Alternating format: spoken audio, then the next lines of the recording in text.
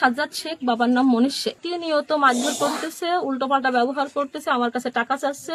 আর বাসায় মানে সে কোনো কাজবাজ করবে না, আমাকে টোটালি কোনো ভরণ পোষণ দেয় না। আর আমার কাছে আর সেটাই তো কথা যে আমি সেখানে টাকা দেবো কোন জায়গা থেকে? বলো, তুই তাদের কাছে টাকাই না, আমাকে দে। আমি ইনকাম করে তোরে খাওয়াবো, তুই কেন টাকা দিবি না? আমাকে বলে ইনকাম করে তোরে খাওয়াবো, তুই কেন টাকা দিবি না? হ্যাঁ, আমার মাথায় অনেকগুলো কোপ আছে, আমার গলায়ও ক্ষত আছে। রিসেন্টলি আমাকে গত মাসের 29 তারিখে মানে প্রচুর আকারে মারছে। এমনকি আজকে বাচ্চু হাওলাদারের সামনে আমাকে প্রচুর আকারে মারছে, ওনাকে অপমান করছে। উনি তারপরে হচ্ছে এখান থেকে চলে যায়, উনি বাধ্য হয়ে অপমান হয়ে চলে যায়, এখান থেকে চলে গেছে। এখন এটা হচ্ছে গোপালগঞ্জ কোটালীপাড়া বান্দাবাড়ি গ্রাম।